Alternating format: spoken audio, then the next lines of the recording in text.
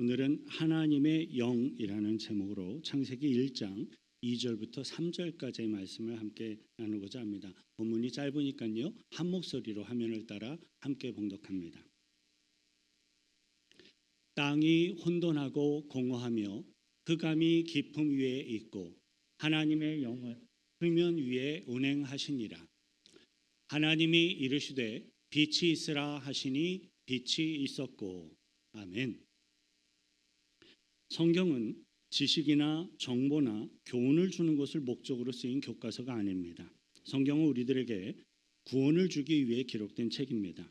성경은 우리들에게 감격과 기쁨과 축복을 주시기 위해서 하나님께서 우리들에게 주신 책입니다. 그래서 지난주에 살펴봤던 창세기 1장 1절은 설명이 아니라 그냥 선언으로 시작되었습니다. 창세기는 잘못된 접근 방식으로 발을 들여 놓으면 그냥 논쟁으로 끝나고 맙니다. 과학적이 아니다, 진화론이 아니다라고 논쟁을 하게 되면 창세기의 진정한 의도는 어느새 어디론가 감추어져 버리게 됩니다. 이 말씀을 가지고 따지고 논쟁하면 하나님은 결코 보이지 않을 것입니다. 하나님은 여러분들의 논쟁의 대상이 아니기 때문에 더욱 그렇습니다. 그분께 하나님께 무릎 꿇고 나아가 기도하며 찬양하며 우리들의 죄를 고백할 때 하나님은 우리들에게 찾아오실 것입니다. 그래서 창세기 1장 1절은 태초에 하나님이 천지를 창조하신 것을 믿고 고백하며 선언하는 것으로 시작하고 있습니다.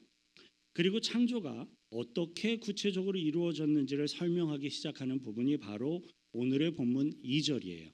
본문 2절 다시 천천히 함께 읽습니다. 땅이 혼돈하고 공허하며 흑암이 깊음 위에 있고 하나님의 영은 수면 위에 운행하시니라. 아멘. 방금 제가 구체적으로 창조가 어떻게 이루어졌는지를 설명하기 시작하는 부분이 이 본문 2절입니다 라고 소개를 드렸어요.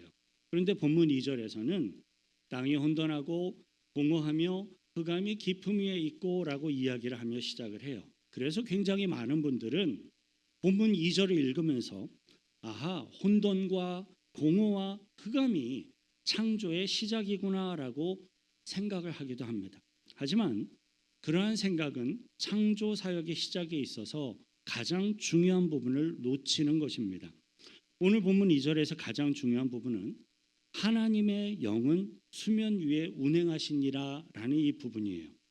우리는 여기에서 놀라운 사실 하나를 발견하게 됩니다. 바로 삼위일체의 하나님이세요. 하나님, 즉 성부 하나님이 계시고 하나님의 아들 예수 그리스도인 성자 하나님이 계십니다. 그리고 성령 하나님이 계세요. 우리는 여기에서 삼위일체의 하나님이 창조 무대의 주인공으로서 함께 기록되어 있다라는 사실을 볼 수가 있습니다. 하나님은 천지를 창조하실 때에 성부 하나님 혼자 일하시지 않았습니다. 성부와 성자와 성령 하나님 세 분이 함께 일하셨습니다. 우리들이 갖고 있는 구약 성경은 최초에 히브리어로 기록됐고 그리고 일부분은 아람어로 기록이 되어져서 우리들에게 오늘날까지 전달되었습니다. 그런데 히브리어의 명사와 동사는요, 문장 속에서 매우 분명하게 단수와 복수가 구별되어져서 기록이 되어집니다. 가령 한 명이냐, 두 명 이상의 여러 명이냐, 그것이 성경의 단어 안에 아주 분명하게 구별되어져서 기록이 되어집니다. 화면 하나를 보여주시죠.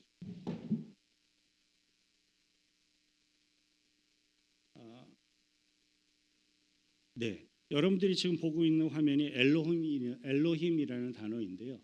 우리들은 한글을 읽을 때 왼쪽부터 오른쪽으로 읽습니다. 근데 히브리어는 오른쪽부터 시작해서 왼쪽으로 읽습니다.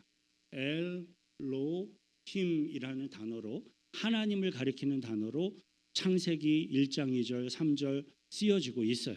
그런데 본문 2절에서 사용된 하나님을 가리키는 이 단어 엘로힘이 자세히 보면 하나님의 삼위일체의 속성을 표현하고 있구나라는 것을 비로소 깨닫게 돼요. 이 엘로힘은 그 다음 그림 보여주시면 원래는 엘로하라는 이 단수형 단어에 여기에 보시면 점이 있죠. 이라고 보통 불러요. 여기에 커마처럼 생긴 걸 요드라고 부르고요. 네모처럼 생긴 거 이걸 맴이라고 부릅니다.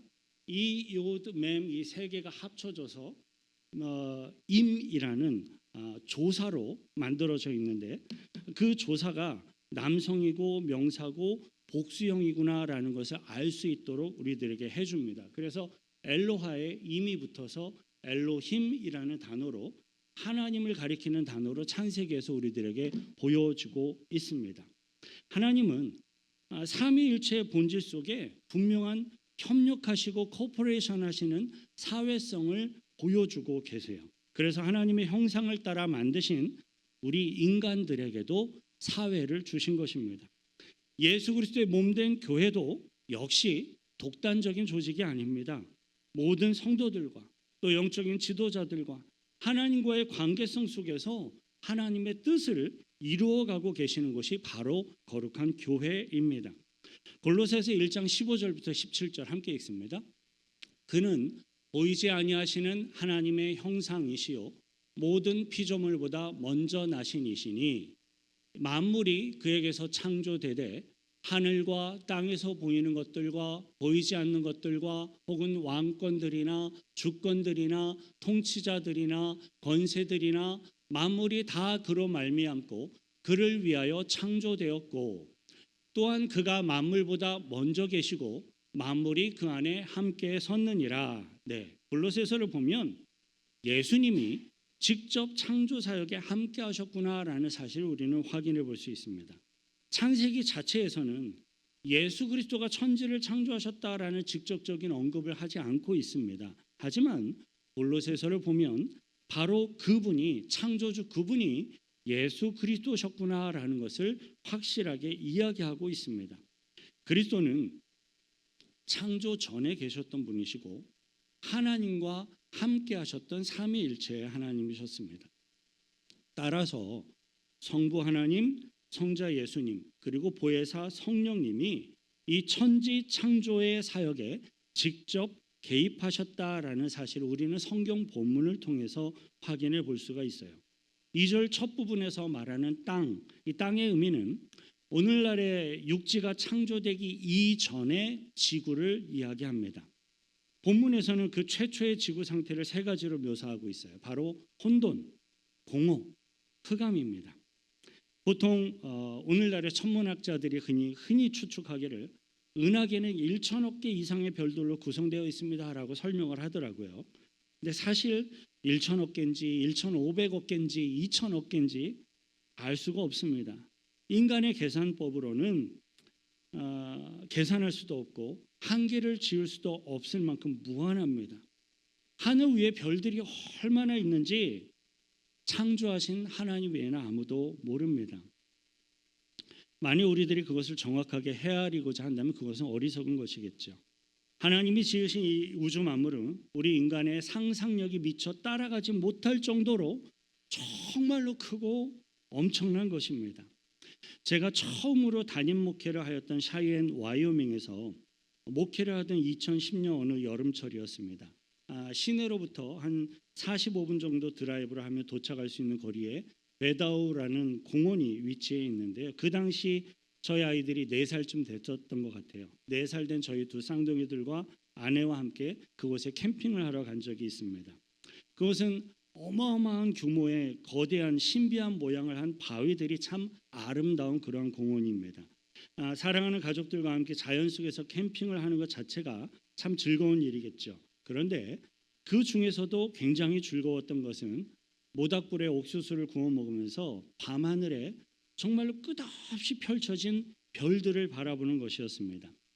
제가 있었던 샤이엔 와이오밍은 그 도시의 평균 고도가 6,086풋이에요.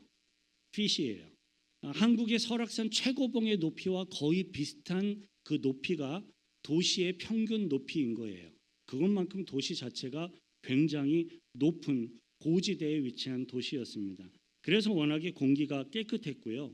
하늘이 참 맑고 가깝게, 실제로 가깝기도 했지만 정말로 가깝게 느껴지는 곳이었습니다. 그런 곳에 가서 밤하늘의 별들을 깜깜한데 펴서 쳐다보니 얼마나 많은 별들이 선명하게 보였겠습니까? 별들이 하도 많아서 그때 당시에 저의 느낌을 그대로 설명을 드리면 마치 별들이 구름처럼 보여지는 그런 광경을 저는 볼 수가 있었어요. 별들이 막 이렇게 흩어져서 뭉쳐져 있어 갖고 그것이 마치 구름처럼 보여지는 그런 광경도 볼 수가 있었습니다. 옥수수를 뜯어 먹으며 밤하늘 별들을 가족들과 함께 바라보다가 저절로 하나님을 찬양하지 않을 수가 없었습니다. 그 많은 별들은 모두가 다 하나님이 지으신 것이었습니다. 이 창조의 위대함을 우리 인간이 가지고 있는 과학의 잣대로는 도무지 측량조차 할 수가 없는 것입니다. 시편 기자는 그래서 다음과 같이 노래하고 있어요. 시편 8편 3절 4절 천천히 함께 읽습니다. 주의 손가락으로 만드신 주의 하늘과 주의 베풀어 주신 달과 별들을 내가 보니 사람이 무엇이간데 주께서 저를 생각하시며 인자가 무엇이간데 주께서 저를 권고하시나이까. 그렇습니다.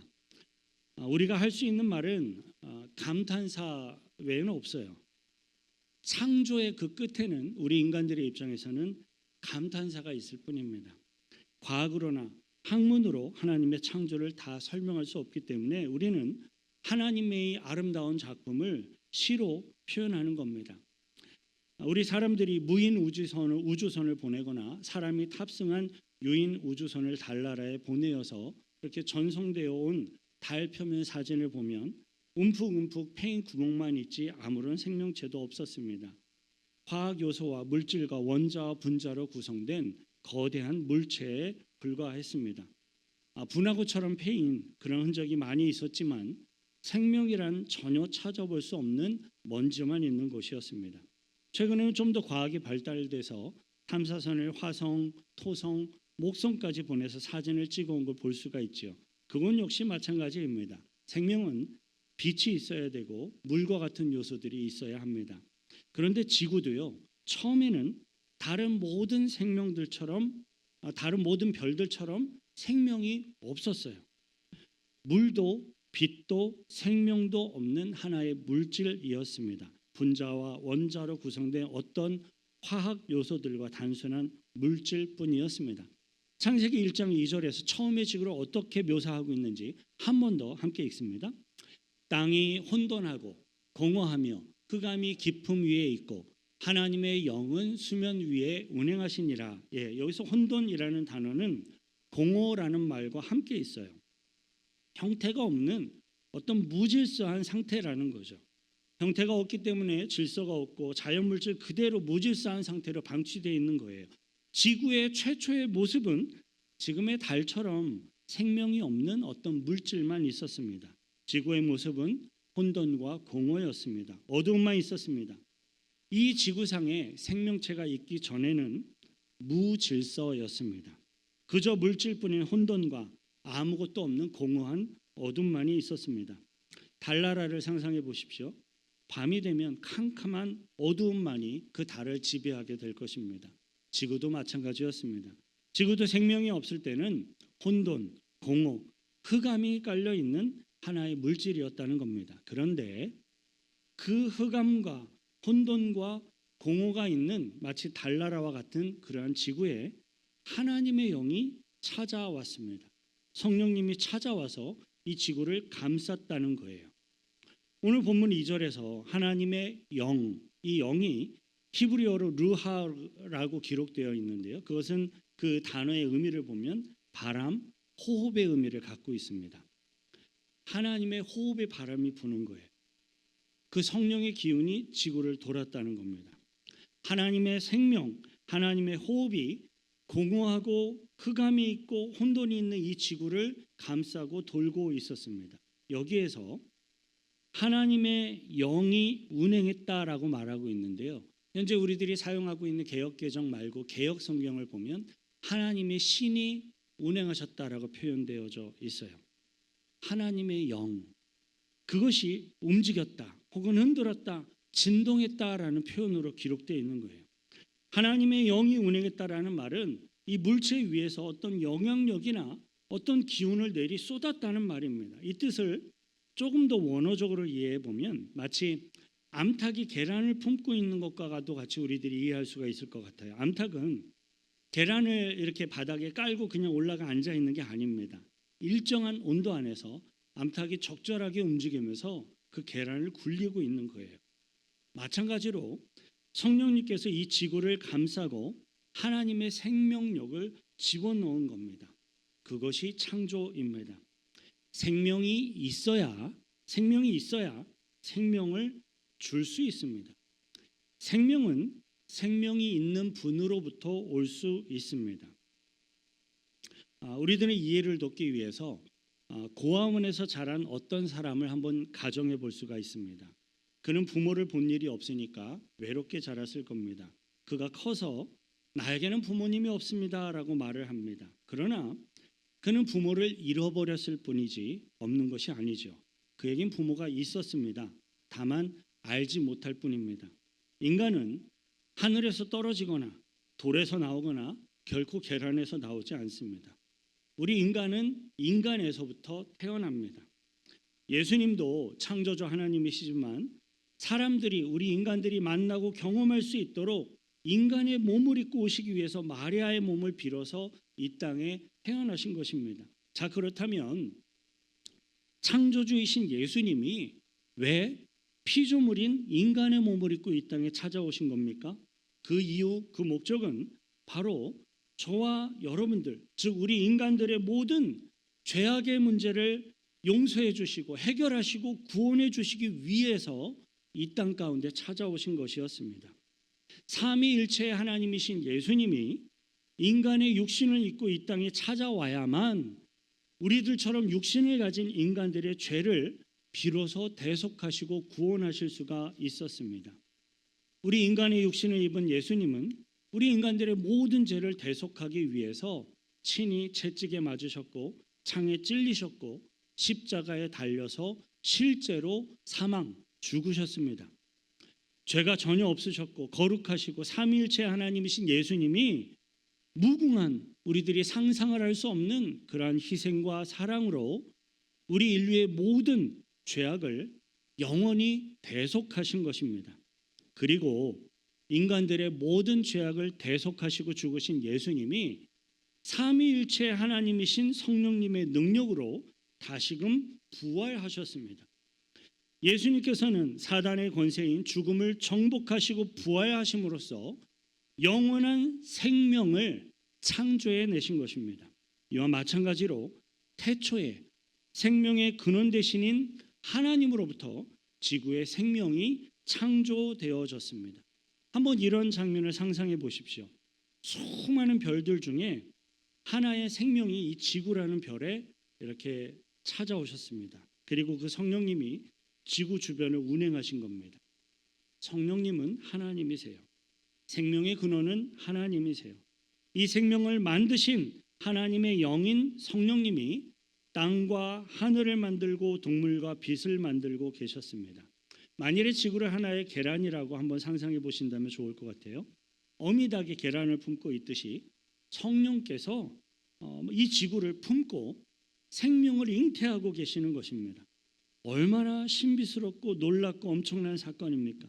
이것은 마치 어린아기의 생명이 어머니의 태 속에서 자라는 것에 비유해 볼 수도 있을 것 같아요.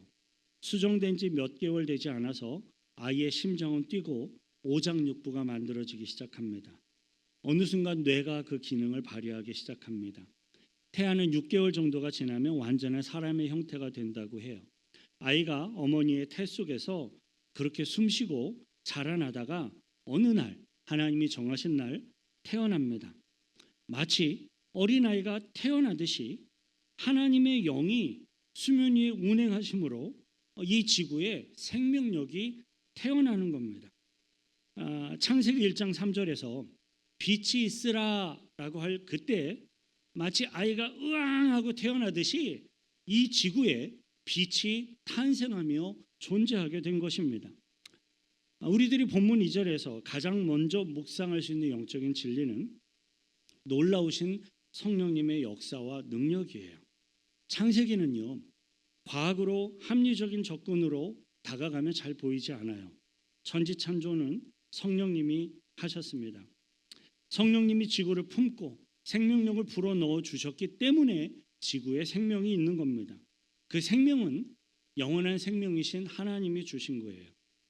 성령을 받는 자마다 생명을 받게 됩니다.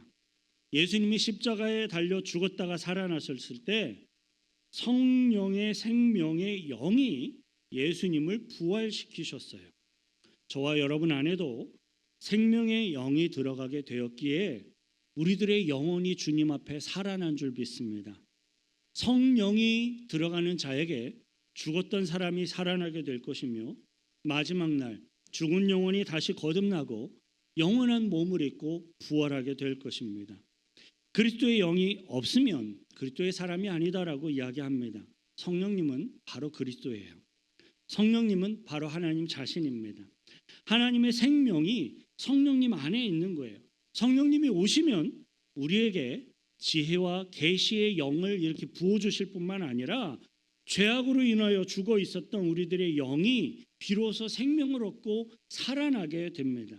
기쁨이 있게 하시고 감사와 감격이 넘치는 정말로 살아있는 그리스도인으로 만들어 주십니다. 만일에 우리들의 신앙이 뜨뜻미지근한 분이 있다면 그러한 이유는 성령님이 우리 안에 활발하게 역사하고 있지 않기 때문입니다. 혼돈과 공허와 흑암으로 가득 차 있던 이 지구에 성령님이 임함으로 생명이 생기고 놀라운 창조의 역사가 일어났어요.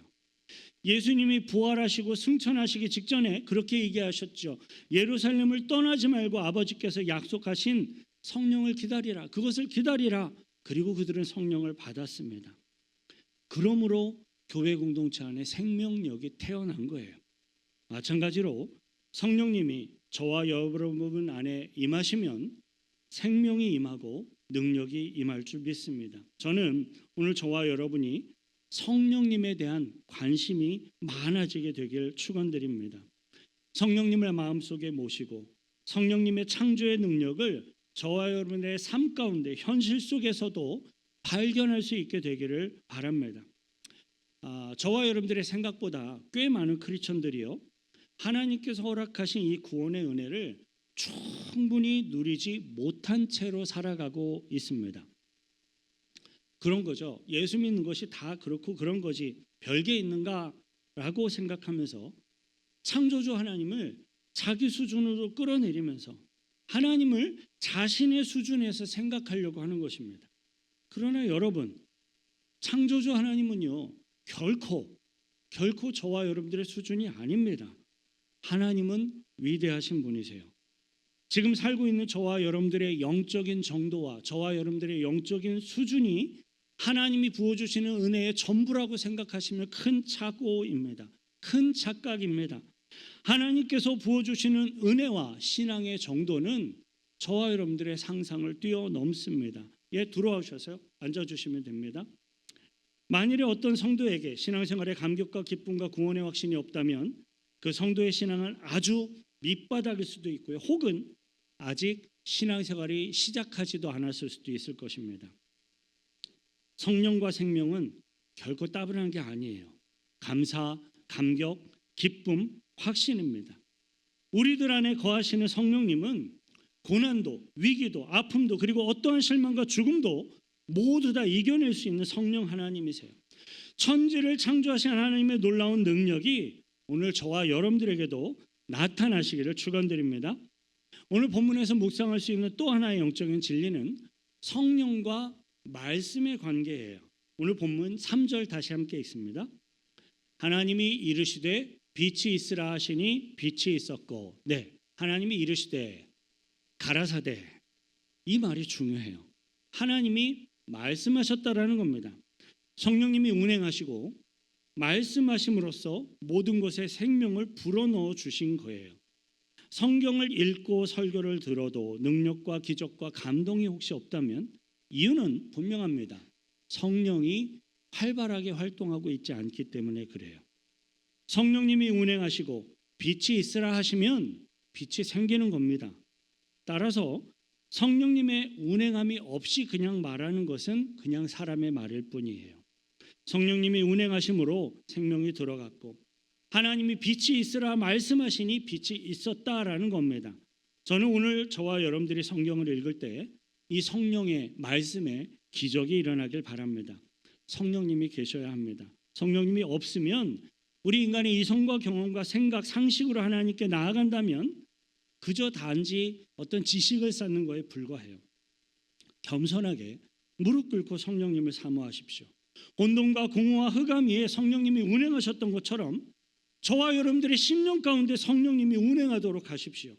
성령님의 도우심을 따라서 말씀을 듣고 읽고 묵상하십시오. 그러면 그 말씀은 살았고 운동력이 있어 날선 어떤 검보다도 예리해서 우리들의 혼과 영과 관절과 골수를 찔러 쪼개기까지 하며 저와 여러분들의 마음과 생각과 뜻을 감찰하시는, 구원하시는 놀라운 일들이 일어나게 될 겁니다. 하나님의 말씀이 역사하실 때 악한 마귀에게 속한 생각과 사람들은 그 마귀로부터 다 노임받되고 창조주 하나님의 능력이 그들 가운데 나타나기 시작할 겁니다. 성령님이 운행하심으로써 저와 여러분들을 변화시키는 능력이 나타나길 축원드립니다. 자, 우리는 여기서 성령과 말씀이라는 이 두 가지를 집중해서 묵상할 필요가 있어요. 왜냐하면 창세기 1장 1절부터 3절까지의 본문에서 창조주이시면서 동시에 성령님이시면서 동시에 말씀이신 예수님, 삼위일체 하나님을 이 성경 구절에서 볼 수 있기 때문에 그래요. 1절에서는 성부 하나님을 이야기했다면 2절에서는 보혜사 성령님을 이야기해 주고 있고요. 3절에서는 말씀이신 예수님을 우리는 발견할 수 있습니다. 예수님의 하나님 된 모습, 삼위일체의 하나님의 모습을 볼 수 있어요. 삼위일체의 조화로운 그 하나님의 사역을 통하여서 일어난 사건이 바로 창조입니다. 그렇게 저와 여러분들은 만들어진 것입니다. 연구한다고 아기가 태어나지 않습니다. 부부가 앉아서 묵상한다고 아기가 태어나지 않습니다. 결혼해야 아기가 태어납니다. 똑똑하고 박사아기가 있다고 해서 혹은 거대한 돈을 가진 부자라고 해서 아기를 낳는 게 아니라 결혼을 해야 아기를 낳을 수 있습니다. 마찬가지입니다. 진리란 그런 거예요. 진리는 지식 안에 갇혀 있지 않습니다. 대초에 하나님이 천지를 창조하셨느니라 저는 이 사실을 믿습니다. 성령님이 흑암과 공허와 혼돈 속에 있는 지구에 찾아오셔서 운행하심으로 지구의 생명이 시작된 거예요. 그 하나님의 성령이 움직일 때 말씀이신 예수님의 말씀이 선포되었고 그 말씀이 능력이 된 것입니다. 저와 여러분들에게도 이 말씀과 성령이 충만하기를 바랍니다. 영원한 생명을 창조하는 하나님의 영이 저와 여러분들의 인생 가운데 우리들의 삶 가운데 찾아오셔서 운행하시기를 축원드립니다. 이를 위해 우리 한번 같이 기도하십시다. 하나님, 나의 삶 속에 진짜 하나님의 생명력을 소유한 생명이 창조되고 태어나고 열매 맺게 하옵소서. 죄로 물든 우리들의 힘만으로는 불가능합니다. 성령께서 찾아오셔서 저와 여러분들의 삶 속에 운행해 주셔야 가능합니다. 이 시간 성령을 구하십시다. 그리고 말씀이신 주님이 우리들의 삶 가운데 말씀해 주시기를 간구하십시다. 주님 앞에 기도하겠습니다. 거룩하신 그 주의 하나님 아버지요, 감사와 찬송과 찬양을 드립니다. 부족하고 죄 많은 우리들의 인생 가운데 찾아와 주시는 성령님을 믿습니다. 찾아와 주셔서 나의 삶 가운데 운행해 주시고 영원한 생명을 창조하시며 탄생시키시고 또 영원한 생명을 끊임없이 주님 앞에 드릴 수 있는 진정한 생명력이 있는 하나님의 백성으로서의 삶을 살아갈 수 있도록 도와주시고 인도해 주옵소서. 하나님 아버지, 오늘 창세기 본문 말씀을 통해 삼위일체 하나님의 놀라운 비밀을 깨우쳐 주셔서 감사드립니다. 인간의 몸을 입고 찾아오셔서 우리들의 모든 죄악을 대속해 주신 창조주 삼위일체 하나님이신 예수 그리스도께 감사와 경배와 찬양을 드립니다. 사단의 권세인 죽음을 정복하셨고 영원한 생명의 근원이신 성령의 능력으로 다시 부활하신 예수 그리스도께 감사와 경배와 찬양을 드립니다. 구하오니 우리들에게도 성령께서 임하여 주시고 역사하심으로 구원받게 하시고 거듭나게 하시고 영원한 천국 백성으로 살아가게 하옵소서. 구하오니 천지를 창조하신 삼위일체 하나님의 권능과 신비를 믿고 인정하며 경배할 수 있는 믿음을 주시고 은혜를 부어 주옵소서. 성령의 도우심을 따라 말씀의 능력에 사로잡히는 저희들 되게 하옵소서. 우리를 구원하신 예수 그리스도의 이름으로 기도하옵나이다. 우리 창조주 하나님께 큰 박수로 영광 돌려드리겠습니다. 아멘.